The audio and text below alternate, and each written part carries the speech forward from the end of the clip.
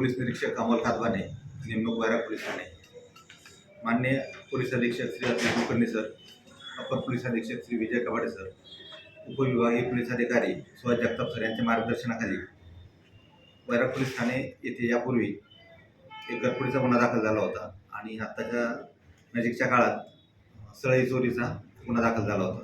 या गुन्ह्याच्या तपासाच्या अनुषंगाने माझ्या अंतर्गत असणारे पोलीस उपनिरीक्षक प्रताप जाधव, पोलीस उपनिरीक्षक PSI वडणे, पोलीस हवालदार संदेश पवार, पोलीस हवालदार अभिजित घाटे, अमोल भोरे, तसेच त्यांना मदत करणारे सुखदेव सलगर, मुकुंद माळी, अमर गुरव, समीर पठाण, श्रीमती शिंगाडे, अक्षय पवार, शरद कांबळे, सागर उमाटे व सायबर सेलकडील राहुल सोनकर आणि आपल्या पोलीस स्टेशन कार्यरत असणारे शिवलिंग कांबळे यांच्या पथकाच्या माध्यमातून आपण गोपनीय बातमीदाराच्या बातमीच्या आधारावर आणि आपल्या वैयक्तिक प्रयत्नांवर 2 आरोपी अटक केलेले आहेत।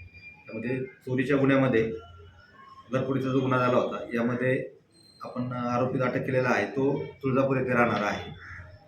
तसेच सळई चोरीच्या गुन्ह्यामध्ये अटक केलेला आरोपी आहे तो वैराग या ठिकाणी राहणार आहे। दोन्ही आरोपींच्याकडून आपण घरफोडीच्या गुन्ह्यामध्ये 10 ग्रॅम सोन्याची बोरमाळ आणि 4 ग्रॅम वजनाचे सोन्याची जुबे असं 14 ग्रॅम वजनाचा मुद्देमाल आणि सळई चोरीच्या गुन्ह्यामध्ये 560 किलो वजनाचे स्टील आपण जप्त केलेलं आहे।